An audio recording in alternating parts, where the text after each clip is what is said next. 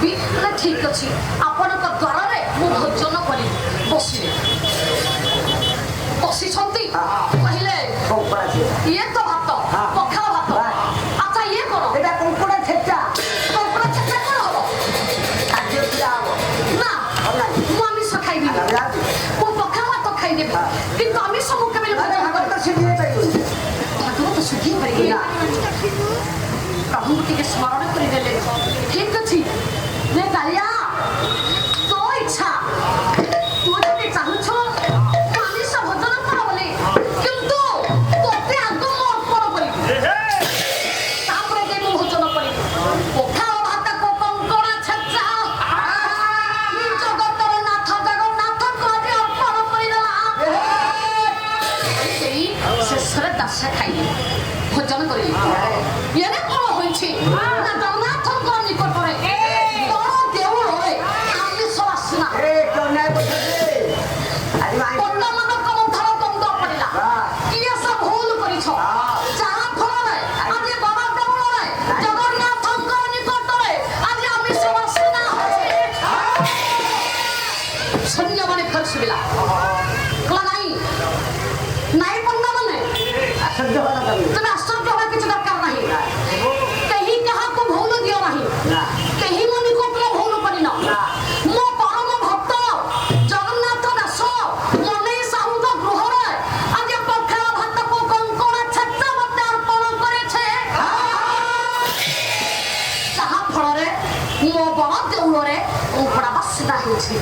केही भूल करे ना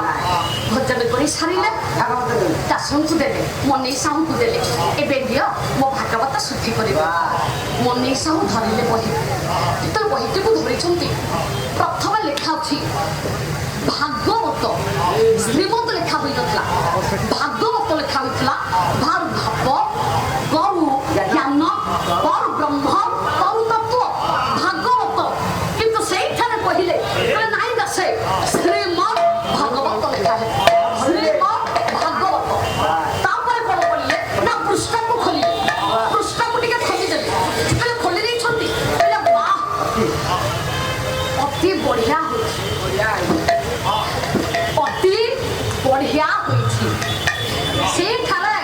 जे पृष्ठ खोली पहिले अति बढ़िया होछि बाबरे जगन्नाथ दर्शन को से मुंडई साहू उपाधि देला अति बड़े जगन्नाथ दास एवं आहुरी मध्य चैतन्य ठाकुर मध्य नाम देछि देखि अति बड़ी जगन्नाथ दास आहुर अनेक कथा मु आउ सियाडे दिबिनी ताले प्रभु से जगतर नाथ जगन्नाथ मोर रुण्डीभूत होइथिबा सभा सभ्य पंडित माने कर आपाल वृद्धावनिता माने कर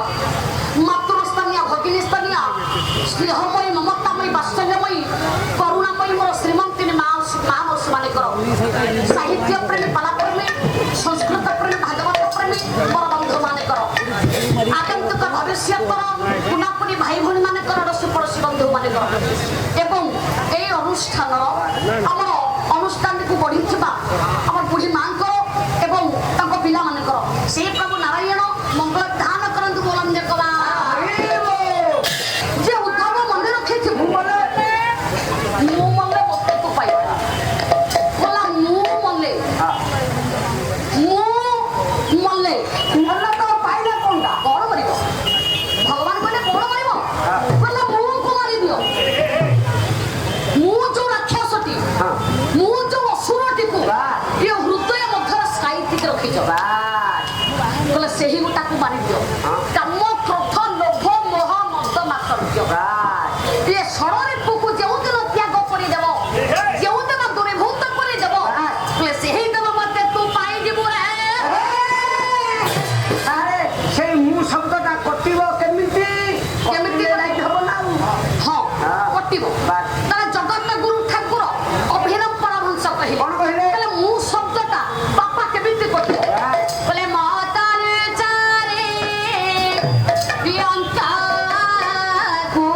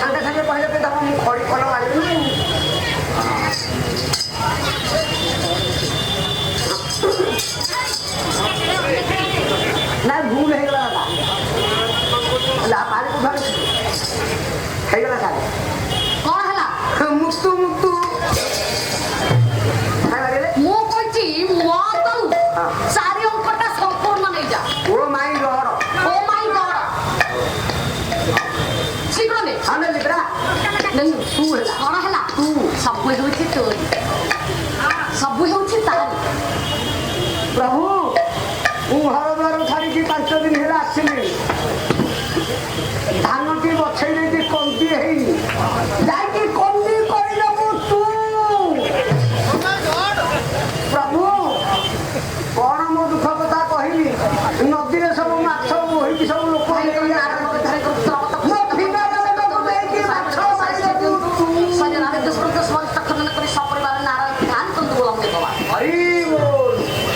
ଆଉ ପ୍ରଭୁ ଏତିକି ଅନୁରୋଧ ମୋ ଶ୍ୱଶୁର ଘରକୁ ମୋ ସ୍ତ୍ରୀ ଯାଇପାରୁନି କାଲି ନେଇକି ଯିବୁ ତୁ। ଦେଖିବା ପାଇଁ ଆସିଛ ଦୁନିଆକୁ ଆପଣ ତୁ ଲଣ୍ଠନ ଦେଖିବାକୁ ଆସି ଆଉ କଣ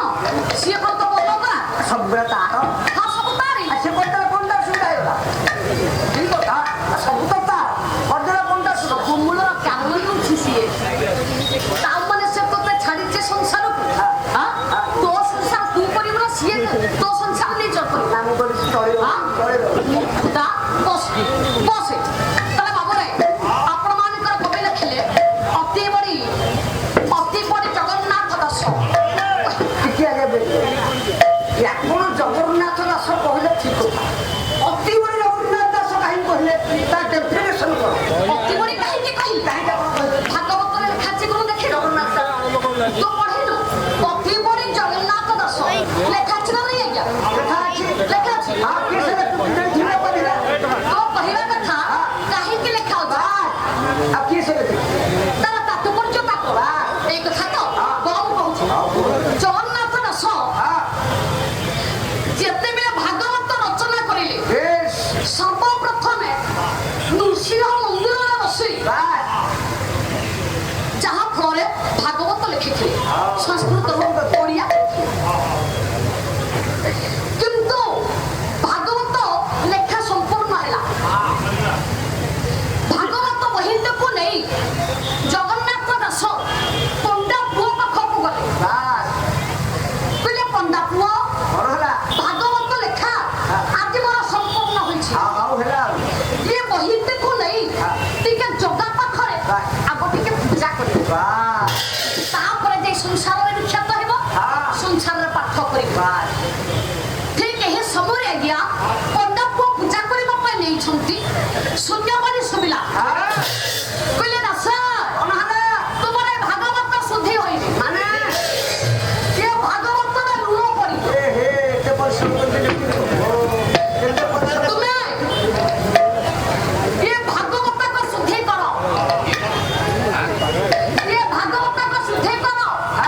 ତାପରେ ଯାଇ ଭାଗବତ ପୂଜା ହବ ତାହେଲେ କେମିତି ସିଦ୍ଧି ହବ? ଅଳ୍ପ ଦୂର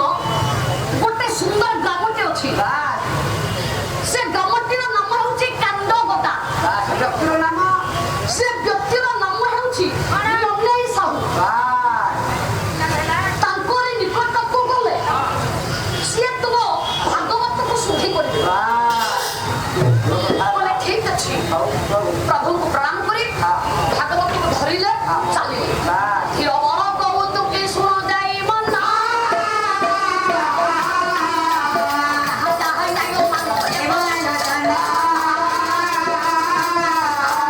ଭାଗବତକୁ ଧରି ଅଗମନ କରିଲା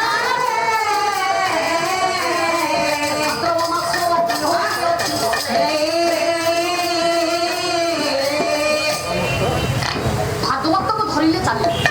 କିନ୍ତୁ ମାସଟା ହଉଛି ଭାଦ୍ରବ ମାସ ବାପା ବିଲରେ ବା ଜମିରେ ସବୁ ଛାପ ଛାପୁରେ ଜଳ ସବୁ ରହିଛି ମାଲୋ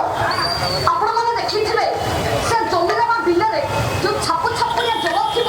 ସେଥିରେ ମିନ ବା ମାଛ ଗୋଟେ ଗୋଟେ ଦରକାର ଯାହା ଫଳରେ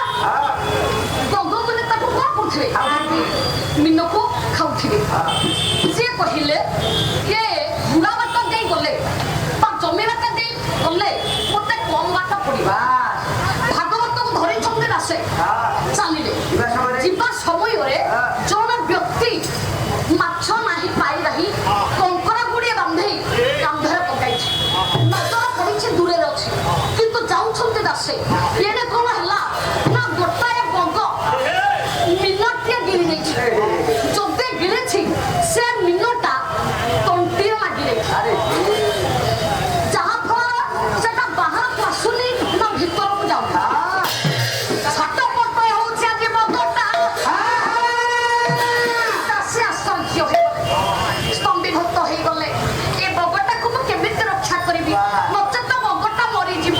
ମୁଁ ପାପରେ ଭାଗି ହେବି ମୋ ଚକ୍ଷୁ ଆଗରେ ମୋ ଆଖି ଆଗରେ ଯାହା ଫଳରେ ସେ ମରିଗଲେ ମୁଁ ସହି ପାରିବି ନାହିଁ ମାନେ ଦୟାବନ୍ତ ରହିଥିଲେ ମାନେ ଦୟା ଉଦାସ ଥିଲେ